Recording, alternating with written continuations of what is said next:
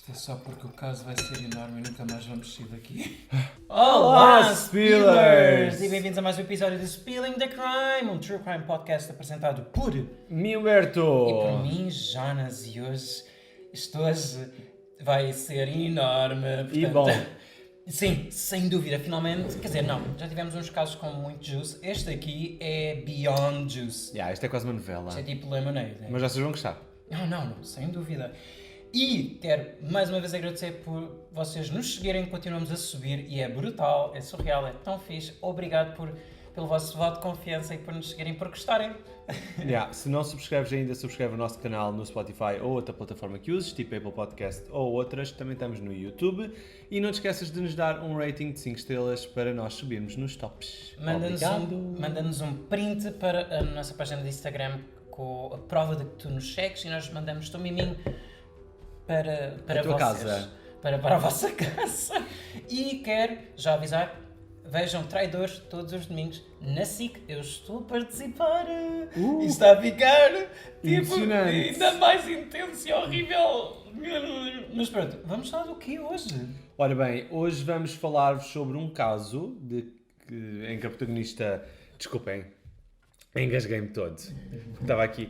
Primeira coisa, vamos falar sobre um caso em que existem duas séries disponíveis, uma na Hulu e outra na HBO Max, e o crime relaciona-se com a Candy Montgomery e a Betty Gore. Portanto, se vocês quiserem assistir a essa série da Candy, tem uma em que a protagonista até é a gaja da Marvel, eu não estou a lembrar o nome dela. Elizabeth Olsen. Exatamente, portanto, se quiserem ver a série, abalem daqui, porque a partir de agora vai ser spoiler, atrás de spoiler, atrás de spoiler. Sim, vocês podem ver a série Candy, que já saíram todos os episódios e acho que até visualmente os atores foram super bem escolhidos.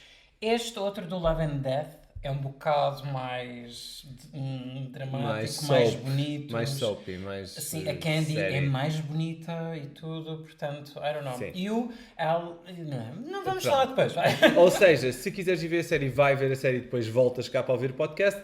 Se não te preocupas muito com isto e não te importas de nos ouvir primeiro, pode-nos ouvir primeiro e depois vais ver a série. Sim, vamos começar. Bora. Vamos começar, desde já quero dizer Estás mesmo excited? que este script foi escrito pelo Humberto e está enorme e está brutal. Está enorme. Vocês não estão preparados, mas preparem-se porque isto vai ser mega. Então vá, peguem no vosso copo. Porque o spilling... Vai começar. Yeah. Ora, pois bem. Então, foi numa missa que Candy Montgomery conheceu pela primeira vez Betty Gore. E foi na igreja que as duas basicamente se tornaram amigas. A Igreja Metodista de Lucas, não perguntem porque é que se chama assim, não faço a mesma ideia. Porque eles seguem os métodos De Deus. Os de Lucas, claro, óbvio. De Deus? Localizava-se em Willie, Texas, e era controlada pelas mulheres da comunidade. Portanto, aquelas coisas, bem, as reuniões de Tupperware, mas da igreja. Yeah. A igreja tornou-se o centro da vida de Candy Montgomery, desde que se mudou para esta sua casa de sonho em Willie em 1977. Candy era casada com Pat, com quem tinha 2 filhos, um rapaz e uma rapariga. E, tal como muitas das outras mulheres daquela cidade, era uma dona de casa. Sim, a maioria dos residentes desta terra mudaram-se principalmente para evitar o caos das cidades, as rotinas. Queriam ter um sítio onde pudessem sentir seguros. O preço das casas eram até mais acessíveis. Nesta altura, os terrenos foram comprados aos agricultores para construir moradias para estas famílias que procuravam um local calmo para viver. E, sem dúvida, pelas séries que nós também vimos, que nós papámos tudo, parecia mesmo aquele típico sítio em que tu vais ter a tua família e é calmíssimo e nada acontece. Parecia a cena das donas de casa desesperadas, até tipo. Sabias que saiu as Desperate Housewives à Disney Plus? Não, mas podemos ver. Mas eu olhei para cada season e tinha 20 e tal episódios e eu pensei, não. Ui. Não, eu vi tudo. Mas pode ser bom para adormecer. Sim. Ora bem, portanto... Mas ao que interessa. Yeah. Pois bem, então vocês estão a ver tipo assim, uma vida bem calminha, Isto é o background. bem pacata, sempre a ir à igreja. Os maridos é que trabalhavam, as mulheres ficavam em casa a tomar conta dos filhos, eram mães bem cedo e Viviam para os filhos, basicamente. e estavam um bocado... Sem carreiras. Sim, estavam um bocado aborrecidas. E digamos que pronto, esta calmaria toda não servia para toda a gente. Não, e não serviu para Candy Montgomery, que se lembra bem do dia que decidiu que queria ir para a cama com o marido de Betty Gore, Alan. Esta ideia surgiu no jogo de voleibol da igreja. No verão de 1978, Candy e Alan chocaram e Puff ficou apaixonada. Opa, não acredito. Ela chocou e Opa, E não pronto. acredito. nós vemos este choque na série e eu não levei nada dessa maneira. Eu até achei do tipo que ela tinha pensado, nojento, mas depois se calhar foi isso que a atraiu. Whatever. O sweat. Na série, Alan cheira a sexo, confessou Candy à amiga Sherry. Yeah. Portanto, a Candy estava focadíssima. A partir deste momento ela ficou focadíssima em ter um caso com Alan. Yes. Porque queria agitar a sua vida aborrecida com Pat. Pat. Pat, pode ser. Pat. Pode ser. Pronto, whatever. Ou Patê. E ela era muito clara sobre o que é que queria desta affair. Atenção, ela não queria companhia, não queria nada. Ela queria sexo transcendente. Sim, ela viu como esta affair como se fosse uma tese. Ela fez basicamente, todo o eu trabalho de casa. quero fogo de artifício. Eu quero fogo no parquinho. E sento no parquinho, Exatamente. Portanto, ela queria mesmo agitar a vida dela, que ele estava muito parado. Nem sequer é. Isto vê-se claramente na série. Nem é que ele fosse particularmente bonito. Porque não era. de todo. Nem assim tivesse um corpo brutal, porque também não tinha. Nesta série Love and Death. Porque na outra é muito diferente. Não tem nada a ver. Ah, é giro na outra? É grosso? Não diria, mas não tem nada a ver com este Alan. Ok. Portanto, eu não sei ao certo como é que ele é, nem vi na net. Vi a Betty. Isso eu vi. E portanto, Candy conseguia ver nele assim a pessoa que lhe ia tirar desta monotonia e com quem ela podia passar uns bons momentos. Eles tinham muita coisa em comum. Eram ambos ativos na igreja, gostavam de crianças, gostavam de estar ao ar livre. O Alan cantava no coro que foi criado pela Candy. Ele também participava nas atividades do desporto, portanto, e ele fazia tudo o que a sua mulher Betty Gore não fazia. Havia uma vozinha na cabeça de Candy que lhe dizia que Alan também estava ansioso para ir para a cama com ela. Exatamente. Isto tudo começou com pequenas coisas. Portanto, o Alan começou a brincar mais com ela, brincava mais do que brincava com as outras mulheres e ela percebeu, este também quer fazer. Sim, ele notava-se que ele tinha mais receio, mas que Sim. também estava ali qualquer coisa na cabeça. Ele era mais tímido, Sim. sem dúvida. E um dia, Candy sai do coro, adivinhem, sim, só os dois é que faziam parte do coro. Os dois não, os dois e o Pat. O Pat também? O marido da Candy fazia parte do coro, tanto que o outro dizia que ele tinha uma voz muito bonita. Pois era. Yeah. Oh, não. Mas eles, por alguma razão, eles ficaram os dois sozinhos Yeah. no estacionamento. E Alan nem estava bué na dele, ele ia-se embora, só que Candy meteu-se à frente do carro. E disse, Alan, um dia tenho de falar contigo sobre uma coisa que me está a apoquentar. E que tal agora? Vou entrar no teu carro. Tenho estado a pensar sobre um assunto e não sei se quero fazer algo com ele ou não. A verdade é que estou muito atraída por ti e estou farta de pensar nisso. Por isso disse-te. A Candy larga a bomba e sai do carro. Alan ficou chocado, envergonhado e um bocado ridículo. Vá. Ele não diz nada, ele passa só. Yeah. Tipo, não ficou nada chocado com a frontalidade de Candy. Afinal de contas, essa era uma característica à qual Alan estava habituado. Mas assim, pelo facto de outra mulher estar sexualmente interessada nele. E principalmente Candy, uma das mulheres mais atraentes da igreja. Óbvio que Alan ficou a pensar na hipótese de se envolver com a Candy. Claro. Who doesn't like candy? Yeah. Enquanto isto estava a acontecer, a Betty, recém-grávida, a léguas do que estava a acontecer. Yeah. Portanto, basicamente a Betty teve aqui alguma dificuldade em engravidar, mas se calhar já vamos entrar aqui um bocadinho na relação de cada casal. Oh my god, sim, eu tenho que escrever. Então vá, eu não sei se nós Ok. fizemos uma descrição sobre o Pat e a Podemos falar e a mais para a Candy. frente. Acho que não falámos. Mas dá para falar mais para a frente em relação a... A Candy e o Pat? Sim, podemos falar um bocadinho sobre... Ok.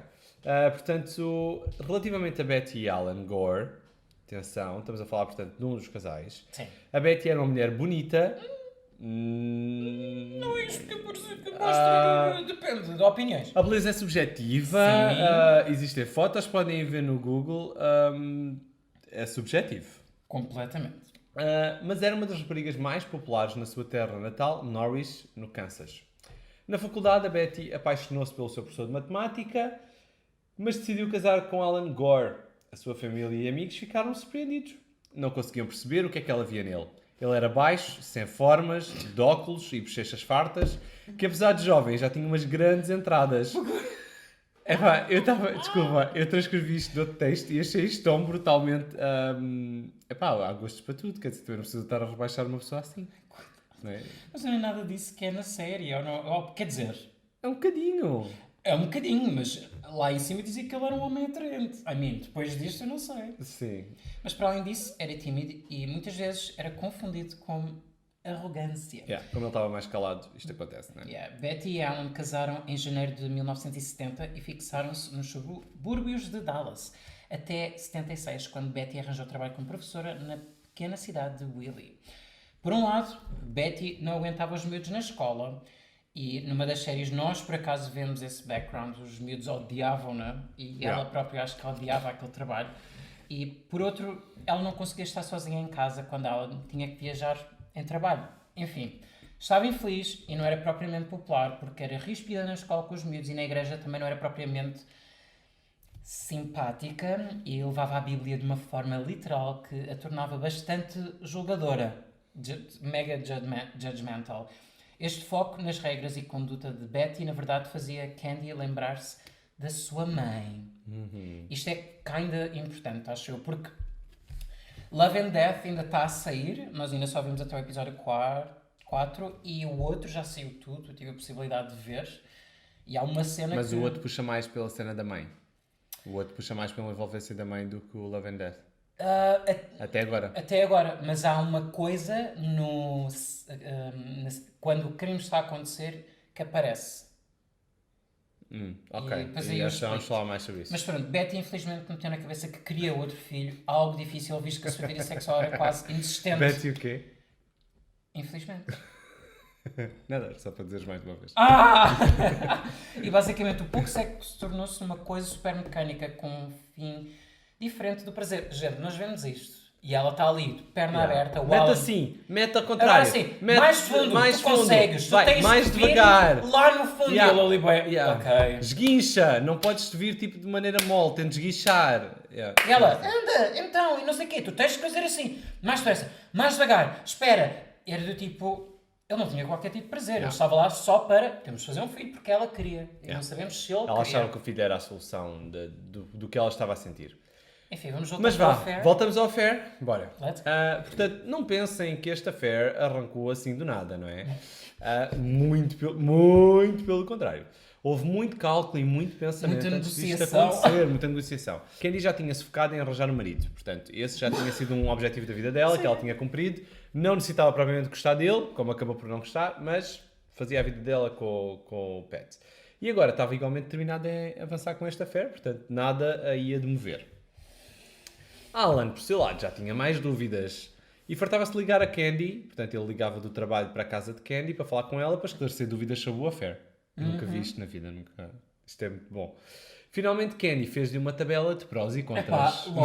Eles têm uma reunião e têm isto, há um papel. Nas duas séries isto acontece. Eles têm um papel na parede e está os prós e os cons, tipo, de um lado e do outro.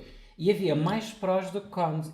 Mas eles a discutirem cada. Quer dizer, este aqui, que é a ligação emocional, tem que ser o mais importante e temos de parar de ter esta relação quando nos começamos a envolver emocionalmente. Tipo, what the fuck. Mas chegaram a um acordo em avançar, mas não sem antes definirem regras às quais o affair tinha de obedecer. Primeiro, as despesas eram divididas igualmente por ambos. By the way, isto foi tudo o que a Candy disse. A Candy tratou de tudo. Ela disse, eu faço isto, tu fazes aquilo, eu trato tudo. Pronto. Ela estava basicamente... Ela não tinha mais nada para fazer. E isto já estava no limite. Ou era ele agora, este foi tipo a gota d'água, agora não é. Passaram semanas, acho que eu vou ter um affair com outro gajo, tu não avanças. Isto foi basicamente assim, ela pôs as coisas nos termos, tu decides. Mas basicamente as despesas eram divididas igualmente por ambos. Acho bem, igualdade. Candy. Candy, é isso mesmo. Depois, iriam encontrar-se na hora do almoço de Alan, uma vez a cada 2 semanas. Eu achava que era todas as semanas. Every other week. Caso um deles começasse a sentir demasiado envolvimento, o affair terminava sem necessidade de nenhuma das partes a justificar. Gente, isto nunca funciona. Ok? Isto nunca funciona. Mas ela própria ela própria, um dos motivos que ela se sentia atraída por ele era exatamente as coisas pessoais, Foi pelo tipo as toque. coisas emocionais. Foi, Qual não, o não, toque? não. Foi Era pelo porque ele toque. cheirava a homem. Não, foi pelo cheiro ao homem. Para! E depois, bem, combinaram o primeiro date num hotel perto. Ela foi lá, montou tudo, levou ao almoço. Ai, eu fiz um som igual, sem querer. Eles estavam nervosos e estavam muito tensos. O Alan era super tímido. E lembraram-se agora que não queriam magoar os seus mais que tudo. É pá, lol. Estava ali tudo, o clima estava muito pesado. Eles estavam todos a pensar, cada um estava a pensar no seu e como é que vamos, o que é isto, o que é que estamos a fazer. Mas após uma piada de Alan, bam, deu-se. Sim, mas antes disto, ela levava comida para eles comerem. Claro. Antes. Tipo um almocinho, ela vestia-se toda sexy Yeah. e estavam ali, do tipo, como se fosse literalmente um relacionamento. Claro, então, mas pronto, eles não sabiam o que é que estavam a fazer. Foi a primeira affair deles. Sim, mas pronto, isto deu-se. Candy percebeu quão inexperiente Alan era, pois nem sabia fazer um linguado. E ela disse: Tu não sabes o que é French kissing? E eu, Yeah. não, let Eu vou me te teach ensinar. you. E tal, e eu digo, o sexo era rápido e pouco emocionante, mas compensava com o facto de ser um affair. Foda-se. Não é isto que a série dá a entender. No início. A sério, só dá a entender que ele tem uma pila bonita, mais nada. Não, e que estava a ser incrível para a Candy. Mas em todas as cenas que tu procuraste e que eu acabei por ler aqui, é completamente o oposto. Não, tipo, simplesmente ela não está a ter aquilo que queria. Ela queria ter, ela também pôs expectativas. Atenção, malta. Então, há aqui que defender o Alan. Este affair demorou meses para arrancar. Ela devia estar com expectativas já tipo. Ela já estava ali do tipo... A mulher estava a explodir. A mulher estava Não louca. aguento mais! É louca. Portanto, aquilo depois sai assim uma coisa meio frouxa, pronto. Não, foi meio desilusão, mas ao menos ela teve... Opa, a sério, para com isso. Nos primeiros meses de 1979, sim, isto durou muito. Isto foi uma affair longa. Foi um ano... Pai, Peraí. a vida de Candy girava toda em torno desta affair. Zero. Yeah. Portanto, isto tornou-se uma rotina. Ela preparava a comida, tinham sexo, tomavam banho e iam para casa. Tirando o sexo, a relação parecia muito assim uma boa amizade. Nós vemos, Amigos coloridos. yeah, vemos muitas cenas deles a tomarem o almoço juntos. Tomavam banho juntos. Confidenciavam muita coisa das suas vidas. Principalmente do portanto, seu próprio relacionamento. yeah. Bué weird. Para Candy, o sexo era aborrecido. E apesar de bom corpo de Alan... Gente, eu não percebo. Não se percebe esta Eu não percebo. Há sítios que dizem que é bom. Há nas Eu séries... até- Uma série não é, outra série é bom. Não, eu não percebo. No Gente, Love and Death eu até acho o Pato mais interessante do que o Alan, de longe. sim, mas na Candy, na série, o Alan é magro. E é mais interessante que o Pat. Ah, Médio, igual. Mas para Candy achava que aquilo não estava a ser bem usado. Ela achava que Alan tinha todo o potencial para ser um mega love affair, mega experiência que iria transcender a sua vagina. Há outro problema aqui, não é? Quer dizer, ela passa a vida entediada em casa a cuidar dos putos, os putos vão à Yeah. escola, atenção que os putos não ficam em casa, portanto, ela tem muito tempo livre para fantasiar tudo o que Sim. depois não acontece, pá. Sim. Bem, calma, né? Sim, quando Betty entrou no terceiro trimestre da gravidez, sim, ela entretanto engravidou. Vómitos, nojo, acho que... Alan decidiu parar com o caso. Candy não se opôs e dedicou a sua atenção a preparar o baby shower da amiga encornada. Ela é tão que eles sonsa. eram melhores amigos. Não é tão sonsa que é assim, ela estava a coisa com a pila do marido dela e a seguir, olha, eu faço-te o baby shower. Em junho de 1979, portanto, já no ano seguinte, nasce Bethany, filha de Alan e Betty Gore. A filha aproximou-os e com o regresso de Alan ao trabalho, o mood de Betty foi piorando e ela entrou numa depressão pós-parto. Sentia-se sozinha e chegava a ter inveja de Candy, porque a Candy era muito popular, tinha muitas amigas, estava sempre em eventos e, portanto, ela sentia que era exatamente o contrário. Sim, ela invejava a vida de Candy e a personalidade de Candy, mas elas supostamente eram amigas. Acho que a dada altura começaram-se a afastar mais. Já Sim. na altura do baby shower já estavam mais afastadas. Até, isto é o cúmulo, até a filha mais velha de Betty passava mais tempo na casa de Candy do que na sua própria casa. Yeah. Portanto, o único porto seguro, a única pessoa em quem Betty ainda podia confiar era em Alan, Porra, ok. achava ela. Pois, após algumas semanas, Candy e Alan retomaram o affair, mas nenhum dos dois estava propriamente entusiasmado como antes. Então parem. Verniz instalou uma noite em que Betty quis voltar a ter sexo com a... Ai! Nós vimos esta cena, foi bem awkward. E ele tinha andado onde? Pois, ele teve no esfrega com Candy e ele... Gostar de esfrega. Gostar de esfrega. E pronto, ele nesta noite disse que não queria ter sexo com ela e isto arrasou com Betty. A Betty já era uma pessoa super insegura, então imagina... E ela estava deprimida. Não, deprimida, super insegura, então imagina ser... Tipo, nós não temos sexo desde o início da gravidez e agora a pessoa que eu mais amo está a recusar-me e já... Pronto, e se calhar já não se sente atraído por mim após termos tido a segunda filha e isto fez com que Alan quisesse terminar o affair de vez, pois não queria magoar Betty. E foi aqui que na série nós vimos... Que a Candy ficou mais fodida. Mas aqui, supostamente, a Candy não se opôs e ela escreveu-lhe uma carta de apreciação pelo tempo que passaram juntos. Adorei as quecas que a gente fez. Foi tão gostoso. Vou pra sempre me lembrar de ir pro quarto Chega! do hotel e você. Adorei. Adorei a transição para o sotaque brasileiro porque é muito mais sensual. Eu acho que é um bocadinho mais sensual. Não, isto faz-me lembrar porque eu via muitas novelas brasileiras quando era miúdo. Sim. E isto parece mesmo uma não, novela. Não é isso. Cá em Portugal tu tens cenas de beijos que são tipo assim mais suaves. No Brasil Brasil há paixão. É paixão no primeiro beijo. É do tipo, é linguadão até às narinas. É surreal. Mas pronto, ela não só pôs. Candy guardou a carta e pensou que iria ser a sua... E pronto, que ia ter a sua vida normal, já que tinha percebido que não ia, pronto, ter este homem que iria lhe resolver a vida e o tédio. Então assumiu ainda mais responsabilidades na igreja para ocupar o seu tempo. Um dia, em abril de 80, Candy teve que viajar por causa da igreja e o Pat, marido, sinto que mal falamos dele, mas é verdade, mas acho que poderíamos falar agora. Eles conheceram-se há muitos anos atrás. Pat, sem dúvida, é uma pessoa mais reservada e tímida. Candy usa as calças desta relação. Ele andou muito atrás de Candy, até mandou cartas. E ela apaixonou-se pela maneira ingênua. Ela não se apaixonou nunca. Nunca? Nunca, ela deu-lhe uma chance no fim. Já cansada. Mas gostou. Maçada já. Maçada. Está bem. Tudo na vida desta mulher é assim. Ela decidiu que tinha de ter um marido. Porque o que ela queria era ser mãe. Então ela tipo, andou enrolada em dates, tipo dates atrás de dates, atrás de dates, atrás de dates. A mãe criticava muito o facto de ela ser super outgoing com os rapazes e tudo, desde muito jovem. Mas ela queria mesmo ter um marido. Então não encontrou ninguém. Depois acho que uma colega da mãe apresentou o Pat, que volta e meia ia para a cidade de Natal e era aí que eles tinham os dates. E o Pat nunca deixou de lhe mandar cartas e tudo, até que ela decidiu mesmo que não ia dar bola nenhuma e ele era tão ingênuo que achava que ela estava ocupada. Então continuou.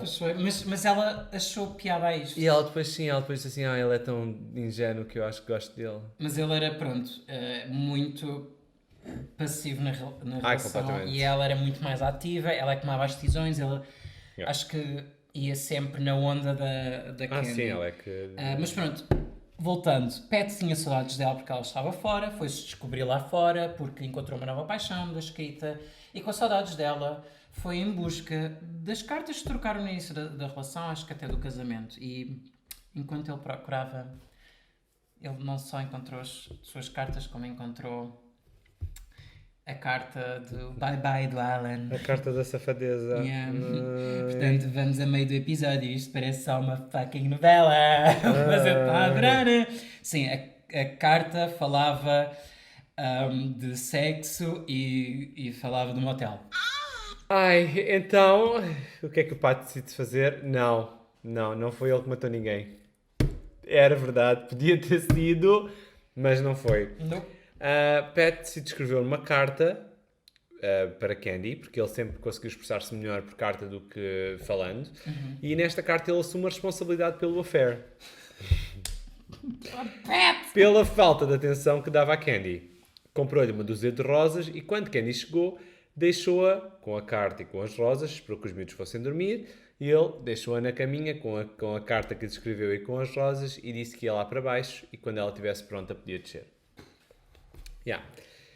Quando depois Candy chorou muito, arrependeu-se, foi aquela cena toda, e depois finalmente foi ter com o Pat e garantiu-lhe que esta affair estava terminado e ela decidiu que a partir de agora o objetivo dela era consertar o casamento. Há uma coisa na série que acontece, ainda não falámos de uma pessoa que era a melhor amiga de Candy, que é a Sherry. Na série mostra Pat a ir ter com Sherry para ter este tipo de confirmação e a Sherry desbronca-se. Mas isso é super contraditório com o que está aqui, portanto, acho que mais vale não baralhar. Mais vale não baralhar, mas pronto, existe esta personagem Sherry que acho também é importante. Sim, também atenção. Porque ela tinha conhecimento de tudo. Estes documentários de True Crime são baseados em factos reais, mas são muito... Como é que isto se diz? Exatamente, portanto, há muita coisa que pode não ser exatamente como estava. Se bem que na série nós também vemos ele encontrar a carta. O que pode faltar aqui é alguma ligação dele querer saber porque é que Candy está tão... coisa e foi falar com a amiga e depois foi à procura da carta. A cena é que nós vemos muitas vezes Candy a tentar... vai em busca de afeto do marido e o marido é super... Sim, ele está-se um bocado a cagar, isso é verdade. E há um dia em que ele olha para ela e diz: tu estás bonita hoje. Mas maridos cagadores não é justificação para traição. Exatamente. Estás insatisfeito, acabas. Exatamente. Tu não me dás amor, não me dás atenção, põe-te nas putas. Mas divórcio nesta altura e nesta comunidade era super mal visto. Sim. LOL. A câmara parou, desculpa. Opa, é verdade, mas pronto, nos dias de hoje, malta, se vocês estiverem descontentes com os vossos casamentos e etc, pá, saltem fora. Saltem fora, a vida é bela, há muito por viver. Pronto. Voltando e chegamos ao dia. Ao dia que marcou esta história. O dia foi muito depois de Pat saber, portanto, e é completamente descontextualizado desta história, ou seja, vem na sequência, mas acontece meses depois do affair ter terminado. Sim. Não devíamos estar a comer enquanto estamos a gravar.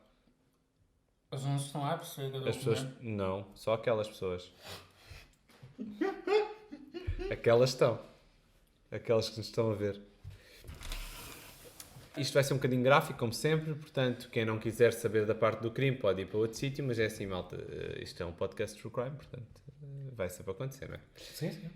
No dia 13 de junho de 1980, Candy deixou Ian, o seu filho, Jenny, a sua outra filha, e a amiga, adivinhem, Alyssa Gore, portanto, filha dos Gore, no acampamento de verão da Escola da Bíblia. Não perguntes, não sei o que é. É tipo, deve ser qualquer coisa da Igreja Metodista de Lucas, eles têm estes nomes muito complexos. Portanto, era um acampamento de verão da igreja. Sim, é tipo ATL. Sim, mas... aqueles iam estudar a Bíblia. Era sexta-feira e, portanto, era o último dia desta escola da Bíblia. Isto era todo um evento. Candy estava cheia de recados para fazer nesse dia, mas prometeu aos miúdos que depois voltaria para ver o espetáculo dos fantoches, que era às 11 horas. Entretanto, os miúdos também disseram que queriam ir ver o novo filme do Star Wars. O novo, na altura, de 1980. Portanto, estão a ver que deve ser assim. Sim. Para nós, um antigo. Isto queria dizer que a Candy tinha de ir perguntar à Betty se a Alyssa, sua filha, podia ficar com eles e tinha de ir lá buscar roupa para a Alyssa, porque ela precisava de roupa. Isto tudo era uma paragem rápida. Portanto, isto era uma aldeiazita pequenina, tá bem? Isto faz bem. Sim, e na altura Betty e Candy já não se davam como antes, ok? Pela casa dos Gore, Alan estava de partida para uma viagem de trabalho, algo que deixava sempre Betty muito estressada e infeliz, especialmente agora que tinha de cuidar de Bethany. A crescer a isto, Betty tinha o período atrasado e estava preocupada que pudesse estar novamente Este Alan dava-lhe. E vocês pensam, como é que Candy não engravidou? Porque este Alan parece ser muito fértil. É verdade, é? Pois porque as trompas foram à vida depois do segundo filho. Foi? Foi. Ah, não era hora disso, olha, bem visto. Senão E... ela já ia para aí no 20º filho. Sim. Alan confronta e... Conforta. Alan confronta. Porque é um bocado chato estar a confrontar uma pessoa que está triste, tu vais-te embora, tu ainda confrontas a pessoa. Ele conforta para ela ficar bem. Alan conforta e vai-se embora. Mal ele sabia que seria a última vez que iria ver viva. A Candy bate à porta de Betty e começa a falar imediatamente. Portanto, ela queria só pegar nas roupas e zuga. Porque todo este momento ia ser bem awkward. Ela sabia o que tinha feito e estava a olhar para a cara de uma das vítimas que ela sabia e a Betty provavelmente não saberia. Mas... No meio disto tudo, Betty era a única que não sabia, atenção, porque o Pat já sabia. O Pat, a Sherry. Não sei se ela já sabia. Ela desconfiava. Pela série dá a entender que ela desconfiava que alguma coisa se passava, até porque Candy e Alan tornaram-se grandes amigos e devido a haver grande cumplicidade. E pela insegurança dela, se calhar ela viu isto de uma maneira diferente. Portanto, malta, uma ressalva. Apenas uma pessoa sabe exatamente o que é que se passou lá dentro. Que é Candy, porque a Betty não está cá. Sim. Portanto, isto tudo baseia-se naquilo que Candy disse. Isto, as séries, não há forma de ter outra informação. Sim, e é engraçado porque nas duas séries, este momento que nós vamos contar, o diálogo é Idêntico. igual, Yeah. ou então tem ligeiras diferenças, mas há certas partes que são tal e qual, um momento de maior... Claro, porque tal e qual. baseia-se tudo no que ela diz e no que depois as provas mostraram e, portanto, as provas do que eu li, as provas coincidiam com aquilo que ela dizia, portanto, faziam sentido. Betty ofereceu-se para preparar um café e a Candy recusou, portanto, ela queria mesmo ir embora. Pois ela não queria dar de caras com ela, não é? Mas a Betty disse para ela entrar, sentar-se e sentou-se na mesma, portanto, não quer saber se não bebes café, vais-te sentar. Após algumas conversas triviais em que Candy basicamente respondia sim, não, sim, não, sim, não, a Candy levanta-se para ir buscar a roupa da Alyssa, mas Betty permanece sentada até que lhe sai a pergunta na qual ela já há muito tempo pensava. Candy, Sim? estás a ter um caso com o meu marido, Não! mas já tiveste, não tiveste? Sim, mas já foi há muito tempo e não significa nada agora. Ok, dá-me um minuto, já venho, já venho. Sim. E sai da mesa. vamos parar a nossa encenação por agora. Sim. Sim. Entretanto, a Candy só pensava como é que isto acabou de acontecer. Portanto, como é que... à toa. E ela, Yeah. ela foi verdadeira. Ela disse a verdade, ela podia disse- ter negado. Sim, Isto mas acabava. eu acho que pela série dá a entender e pelo que eu percebo, foi quase como se a outra já tivesse a certeza. É tipo Yeah. aquela pesca, mas aquela pesca já muito segura, em que tu já sentes tipo, não dá para mentir aqui. Ou então ela Não se dá. calhar já estava à espera que o outro lhe tinha Ou tivesse então contado. também há a teoria de que quando tu te sentes culpado por alguma coisa, tu arranjas forma de te. Não é incriminar, mas arranjas forma de confessar. De ser apanhado. De confessar, basicamente. E eu acho que a Candy já estava num momento que era tipo, não quer mais viver com isto. Do tipo, algum momento ela vai saber. E ela também não sabia o que é que o Alan tinha falado com ela. Ela não sabia se o Alan tinha já contado ou não. Portanto, ela decidiu assumir e ela só pensava o que é que vai acontecer agora, como é que ela vai reagir, o que é que vai acontecer. E eis que Betty aparece perto da zona da cozinha e na mão tinha um machado de 1 metro. 1 fucking metro. Era um machado enorme, malta. Era mesmo enorme. Tipo, ela assim com o braço esticado, para vocês terem uma ideia, tipo, com o braço esticado e com o machado na mão, o machado quase chegava ao chão. Portanto, era enorme. Candy reafirmou que o affair tinha terminado e que ela não queria o Alan para nada. As afirmações de Betty aqui pareceram um bocado obsessivas. Foi Atenção. bué estranho. Também há uma justificação que diz que ela estava com o período nesta altura, em cima da depressão, mais o Alan ter ido embora, mais o risco de estar grávida. Portanto, o que ela pensava aqui foi, atenção que o outro affair foi quando ela estava grávida, da Bethany, e tudo o que ela pensava é, se eu engravidar outra vez, isto vai acontecer outra vez. Portanto, era isto que ela queria dizer quando não... Ok. A Betty, entretanto, largou o machado e Candy aproveitou para ficar a conversa nas roupas de Alyssa a ver se, pronto, sair dali para fora, não é? Eu esta parte acho muito estranha, juro-te. Não, porque ela foi lá à casa para perguntar se eles podiam ir ver o Star Wars e para a Alyssa possivelmente poder ver o filme com eles. E na conversa ela até diz que eu quero que a Alyssa fique contigo porque eu não te quero ver mais hoje, não te quero ver amanhã. Então para trazer a Alyssa de volta no dia seguinte. Certo, o que eu não percebo é, a partir do momento em que a Betty pega no machado... Eu já me tinha ido embora. Claro! Yeah. Quando ela larga o machado e digo bye bye, a Alice manda para o correio. Mas ela se calhar nunca achou que isso poderia acontecer. Epá, não, desculpa lá, eu estou em casa, uma pessoa pega num machado em direção a mim, pá, já nem quer mais conversas. Eu sei. Já não quer mais conversas. Igual. A minha conversa vai ser só convencer-te a largar o machado e vir-te as costas. Não, e a partir do momento em que largou o machado, fuck off. Yeah, achei estranha Candy continuar lá. Acho essa parte estranha. Funcionou. Betty encostou o machado à parede e disse a Candy onde estava a roupa da Alyssa. Candy guardou a roupa enquanto procurava as suas chaves para ir embora. Quando olhou em frente, a expressão de Betty tinha mudado. Já não parecia zangada, mas sim triste. Candy sentiu-se mal por causa deste sofrimento e aproximou-se de Betty. Ai, não. Isto para mim é que foi bem mau. E disse, oh Betty, I'm so sorry. Betty, peço imensa desculpa. E tocou no braço dela. Yeah.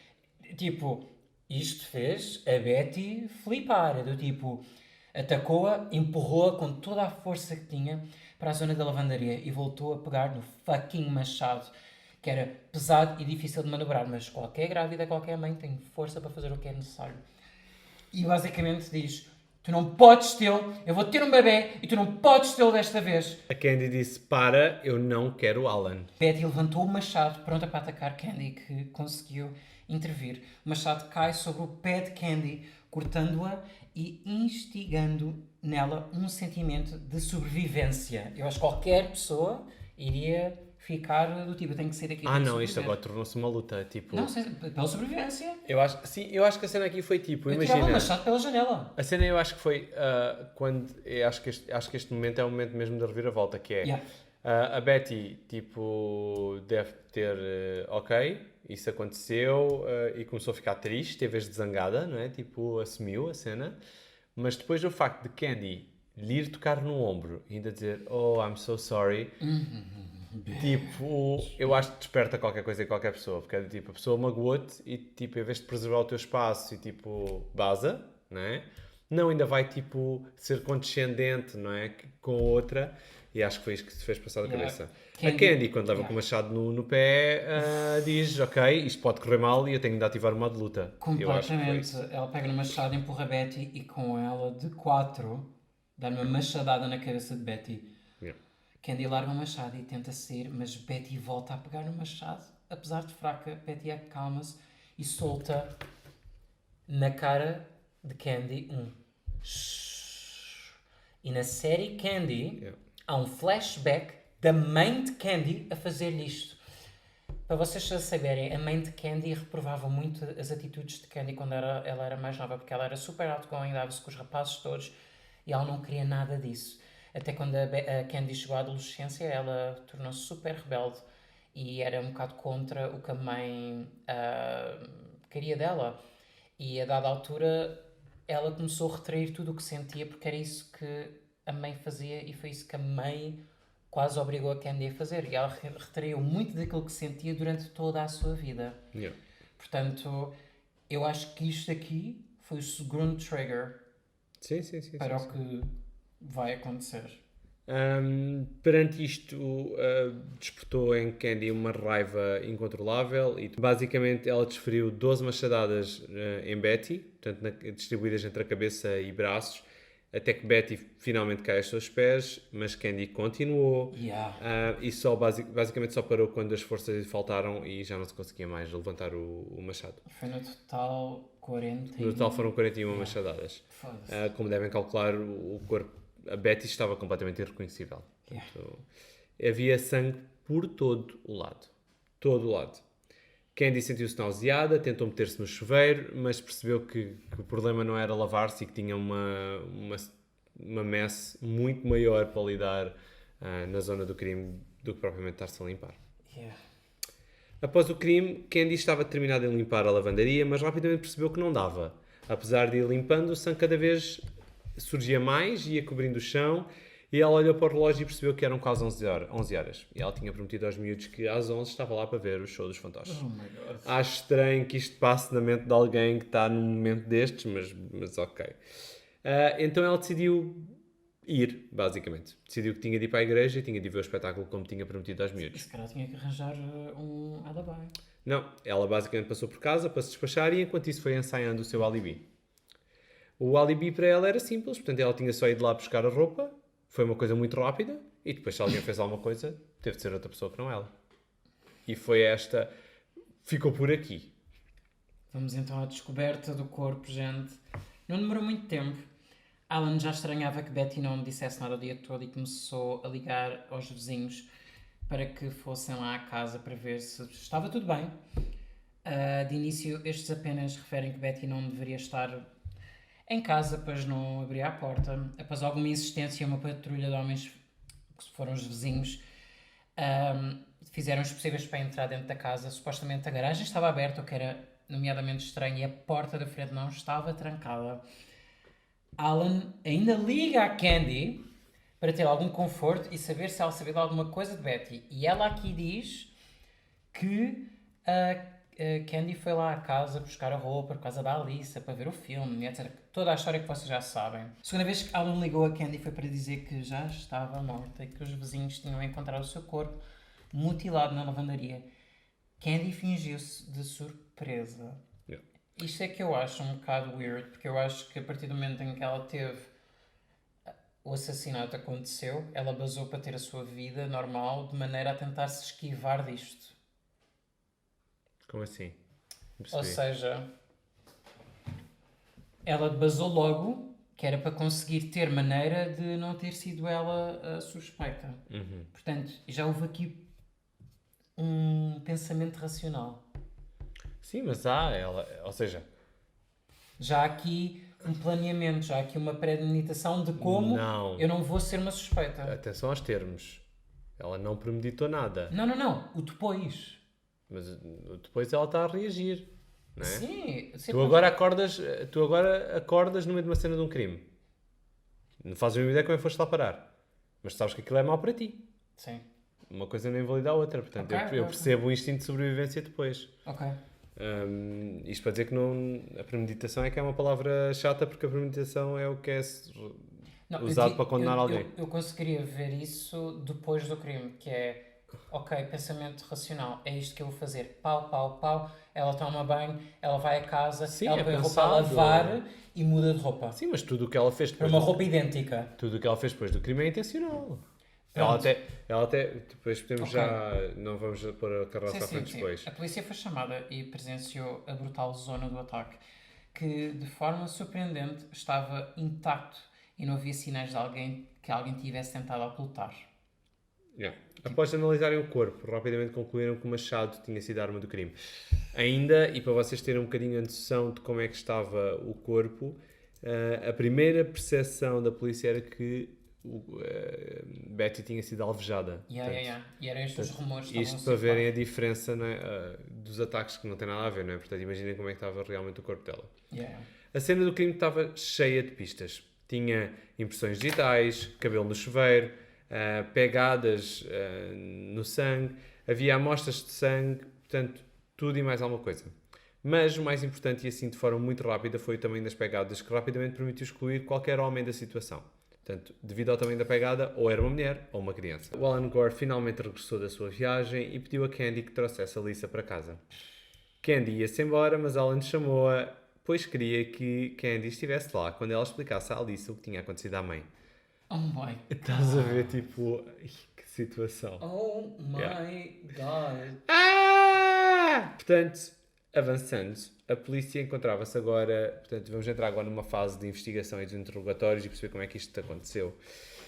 A polícia encontrava-se a aguardar os resultados das perícias quando interrogaram Alan, pois a sua viagem teria sido até bastante conveniente. Ele, como já sabem, a maior parte das vezes que existe um homicídio, o marido é o culpado. Portanto, ele estava claramente na primeira lista de suspeitos. No entanto, o seu alibi era fortíssimo. Os seus colegas confirmavam ter estado com ele nesse fim de semana. Eu não sei se era um fim de semana. Whatever, a viagem. Acho que foi um fim de semana prolongado. Pronto. Os polícias perguntaram-lhe então como é que era o seu casamento, qual era o histórico mental de Betty e se alguma vez tinham cometido traições. Ao que o Alan responde prontamente que não. Achava que eles não tinham nada a ver com isso. Mas falou de um caso que Betty teve anos atrás com um estudante. Mas o Alan, como sempre, que é uma pessoa muito pensadora, muito lenta, à noite, ficou com medo que a polícia... Atenção, ele não pensou que isto pudesse ser importante, ele apenas ficou com medo que a polícia tivesse descoberto que ele estava a mentir. E então liga à polícia a confessar que sim, ele tinha tido um caso com Candy Montgomery. Candy foi então chamada a 18 de junho de 1980, já como sendo a principal suspeita. O affair, as pegadas pequenas, a visita imediatamente antes de Betty ser assassinada, interrogaram-na durante horas. By the way, nós vemos um excerto da série em que ela está a cortar os sapatos dela. Sim, basicamente, ou seja, por causa das pegadas, ela quis destruir os sapatos e depois, antes de jogar para o lixo, ela desmifrou aquela porcaria toda. E atenção, isto é uma comunidade pequena e a notícia corre num Yeah. instante. E pronto, ela sempre manteve o seu alibi, que viu Betty durante poucos minutos e que depois foi à loja Target, onde o seu relógio avariou, por isso demorou tempo a chegar à igreja. Mas isso não explicava as marcas de luta que tinha no corpo. Sim, ela tinha nodas negras, tinha uma ferida na cabeça, portanto... Preocupada com os indícios que se iam acumulando contra ela. Candy contratou, desculpem, estava aqui bem. Ao pai ter o tempo todo. Candy contratou o único advogado em quem confiava, um homem da igreja, Claro. Don. Ela só conhecia pessoas da Don igreja. explicou-lhe que Candy podia mentir a todo o mundo, menos a ele. E que ele estava convicto que ela não tinha matado Betty, mas que sabia quem o tinha feito. E perguntou-lhe quem ela estava a encobrir. Candy conta a verdade. Yeah. Portanto, neste momento, Candy já tinha confessado o seu crime ao seu advogado e os mídias estavam por todo o lado. Portanto, isto era um choque num sítio pacato, um crime destes acontecer, ainda por cima com toda esta envolvência. Candy já estava a ser dada como culpada pelos mídias. Na narrativa, Candy era uma dona de casa perversa que não tinha qualquer tipo de remorso pelo crime que tinha cometido. E não se esqueçam, ela guardava todo o tipo de sentimentos que tinha. É segundo isto que nos foi dado a entender na série Candy, que a mãe, tipo, fez com que ela, pronto, fosse aquela esposa ideal, mas lá dentro, com os seus desejos. Sim, havia aquela imagem das mulheres serem perfeitas e comedidas e... Ai, graças a Deus que se acabou. Finalmente. A Candy só podia sair de casa para ver o seu advogado, portanto, nesta altura ela estava, digamos, sob vigilância, não é? Portanto, só podia sair de casa para ver o seu advogado, enquanto aguardava o julgamento, e tinha de evitar os repórteres que não o largavam. Pronto. O seu advogado tentava construir uma defesa, mas Candy, do evento, só se lembrava que a Betty foi a primeira a pegar no machado e não se lembrava de muito mais. Nisto, o seu advogado decide submetê-la a uma hipnose feita por um psiquiatra, de forma a ver que se ela se lembrava do resto dos eventos. Durante a hipnose, Candy confessou que sentiu muita raiva naquele dia, uma raiva que poucas vezes sentira na vida. Ao tentar conectar-se com essa raiva com o passado, Candy recordou-se da sua mãe e do tal dia em que a mãe também lhe fez um shhh para que ela não perturbasse as pessoas com as suas emoções. Oh my God, sim. O psiquiatra ficou eufórico porque tinha descobrido o trigger emocional por trás da atitude de Candy. Basicamente, o médico depois disto perguntou-lhe se Candy queria gritar e ela desata aos berros. Depois disso, o médico liberta-a do transe e volta ao advogado para lhe contar o que descobriu. Havia, e ainda há, muita incerteza sobre o uso de hipnose. Eu acho que na altura, depois estive a ler umas coisas sobre isto, houve aí uma trend de submeter as pessoas a hipnose e isto era mais ou menos válido no tribunal. Hoje em dia isso já está desmentido porque se demonstrou que as pessoas podem mentir, mesmo durante a hipnose. E portanto isto tem de ser sempre conjugado com os eventos reais. Sim. Mas, ainda sobre este caso, algumas coisas que ela referia na hipnose faziam sentido com a cena do crime. Exato. Sim, portanto, alguns outros objetos, o posicionamento de algumas coisas fazia alguma lógica. Sim. Mas vamos então ao julgamento. Que isto sem dúvida foi super impactante para a comunidade. E surpreendente. Para quem nos está a ouvir. Sim. Eles não sabem. Não sabem? Quem está ouvindo não sabe os desfechos. Pois é. Ok, pois é. Pois é. Ok. Desculpa. Várias pessoas quiseram acompanhar o trial. Dona advogado Candy insistiu na teoria de que Betty tinha instigado a situação e que o seu mood depressivo, nessa manhã, fez despoltar os eventos. Uau, palavras caras, onde é que nós estamos? Don também puxou a situação do jornal que estava em cima da mesa, que falava sobre o assassino de Machado, que é o The Shining, by the way. É o filme The Shining. Que é, here's Johnny! E o gajo está a dar machadadas nas portas e ele está com a cara ali. Nunca viste o The Shining? Não, mas isso era um caso real? Não, é um filme super conhecido de horror. Mas é que o documentário que estamos a falar que estava no jornal em cima da... É o The Shining. Sim, era do filme? Sim. E que isto podia ter dado ideias a Betty, mas havia um fator difícil de explicar nesta teoria de legítima defesa. Exato. As 41 Machadadas. What? What? Está aqui machadas. Eu tive que disseste machadadas. Estava a tentar corrigir. Foram as 41 machadadas. Normalmente, num crime, quando há movimento repetitivo, é porque há paixão. Não é um crime feito do tipo, toma uma facada, já morreste. Ou paixão ou raiva. Eu Paixão- percebo porque é a palavra da paixão, mas Mas eu acho que foi instinto de é um sobrevivência. crime passional. Eu acho que foi aqui uma mistura de muita coisa. O psiquiatra testemunhou que Candy cedo na vida se habituou a dissociar-se das suas emoções e a usar uma máscara de perfeição. O shh de Betty libertou em Candy uma raiva que fez perder o controle do seu próprio corpo. Foi um trigger, gente. Yeah. Após dias de testemunhos, a decisão ficou a cargo do júri. Mas, gente, só para vocês também terem noção, ela conta tudo do crime em detalhe quando ela é posta para falar e para ser questionada pelos advogados. Na série Candy, ela fala mesmo tudo ao detalhe. Emociona-se, diz tudo, sem problemas aqui, Do que se lembrava. do que se lembrava. E durante o questionário, perguntaram se se ela tinha tido alguma vez outra affair antes de Alan. E ela disse que não. E depois perguntou depois. E os advogados a dizerem isto não é importante, o Donna diz isto não é importante, não sei o quê, I object. E o júri disse overruled, ou seja, ela tinha que responder. E ela respondeu que sim. Não. Que já que teve outra pessoa de novembro e dezembro no ano anterior, deste aqui, e que ela não ia dizer quem era. E recusou-se a dizer quem era. Atenção, Pat estava de fora desta sala, portanto ele não sabe nada. Mas tudo indica que foi o marido da sua melhor amiga, Sherry, que sempre a defendeu e com quem ela tinha um negócio chamado Cover Girls. Mas isso eles depois disseram? Na série Candy, sim. Eles depois dizem quem é. Dá a insinuar bastante que é o marido. Sim, de Sherry. Ok.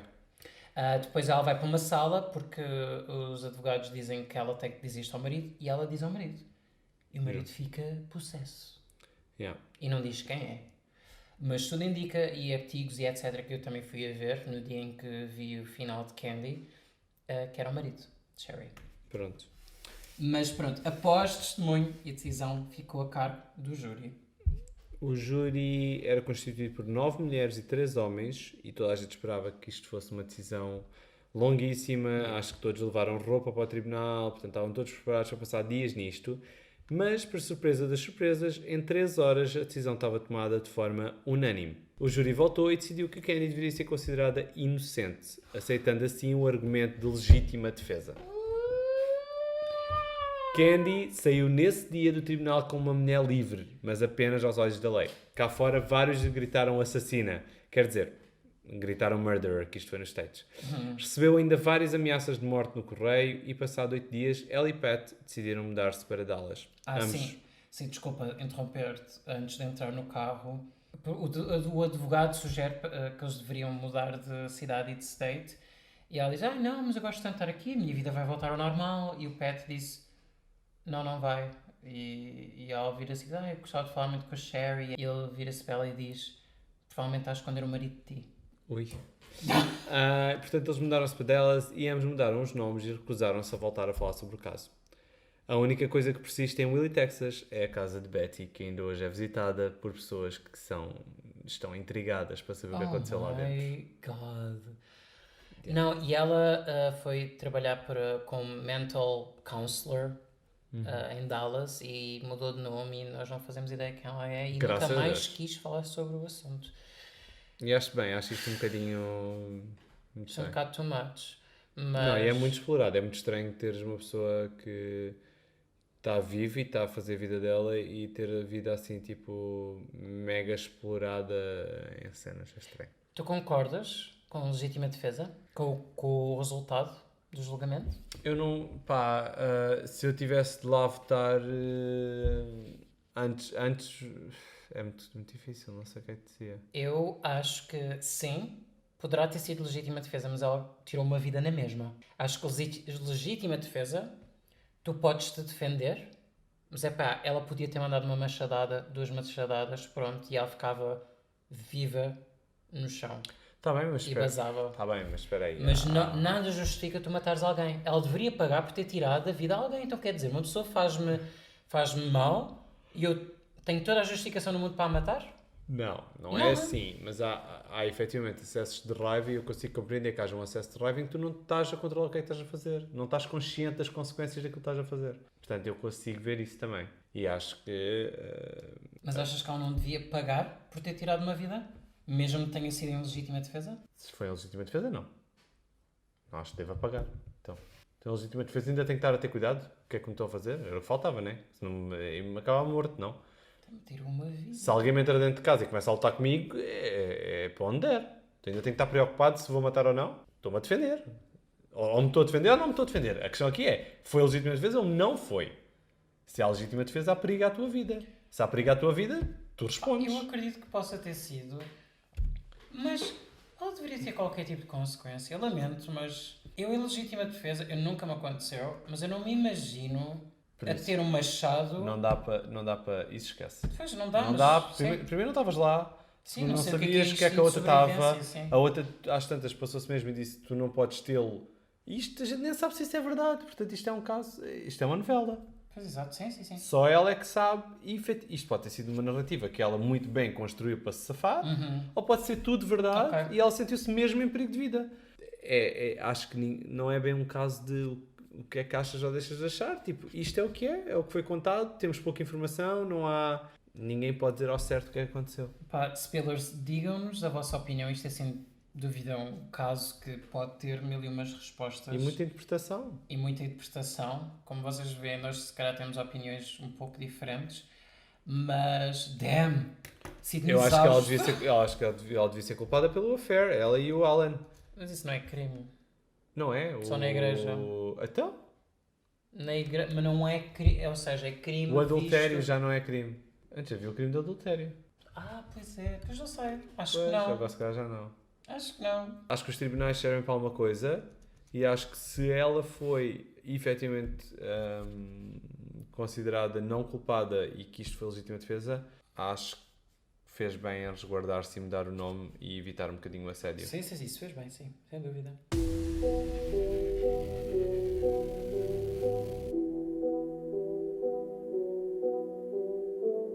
Bem, spoilers, isto foi longo, foi grande. Mas foi juicy, foi muito interessante. Não, foi tipo non-stop information, foi brutal. Eu, por acaso, gostei muito deste caso, tinha muita informação para vos dar e foi brutal. Quase garrotei. E é isto, spoilers, não se esqueçam de nos seguir aqui na vossa plataforma favorita para ouvirem-nos todas as segundas-feiras com um novo episódio. E pronto, e podem nos ver em qualquer plataforma. No YouTube temos versão vídeo e pronto, é isto. Bye, spoilers! Tchau! Bebam álcool, se quiserem.